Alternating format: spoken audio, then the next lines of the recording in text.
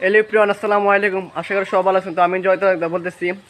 তো আপনাদেরকে কালকে একটা ভিডিও দিয়েছিলাম নানমুখ বাজার থেকে, পানি কতটুকু বেড়ে গেছিলো। তো কালকের থেকে আজকে পানি আর বেড়ে গেছে, ডাবল পানি বেড়ে গেছে। এমন পানি বাড়ছে আমাদের বাড়ির ভিতরে পানি পড়ে গেছে, মানে আমাদের বাড়ির ভিতরে পানি ঢুকতেছে। এর মাঝে আমাদের ঘাটের মধ্যে কয়েকদিন আগে আমরা প্রায় 2500 টাকা মাছ ফেলাইছিলাম। মাছ আছে, মাছ নাই এখানের মাঝে। আমরা ঘাটে খালে সব এক সমান হয়ে গেছি, এখানে মাছ নাই, সব চলে গেছে। আর পানি আমরা বাউন্ডারির ভিতরে বাইরের ভিতরে আইসে, দেখেন আপনারা, এই যে পানি বাড়ির ভিতরে পানি আর ঢুকছে, এই যে হাওরের মতন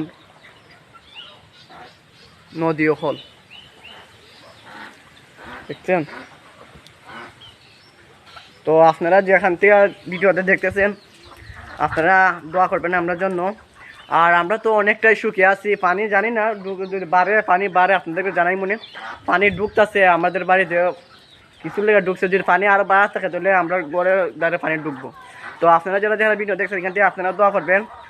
আর আমরা মানে যারা পানির উপর আছে, ঘরের ভিতরে পানি ঢুকছে, এরাতে মোটামুটি ইনশাল্লাহ শুকিয়ে আছি। নোয়াখালী, হবিগঞ্জ, আমরা হবিগঞ্জ জেলার ভিতরে পানি ঢুকছে। আমরা রাজার বাজার অনেকটাই ঘুরে গেছে। তো আমরা বরাবদা গ্রাম অনেকটাই একটু ভালো আছি, পরিস্থিতি খারাপ না।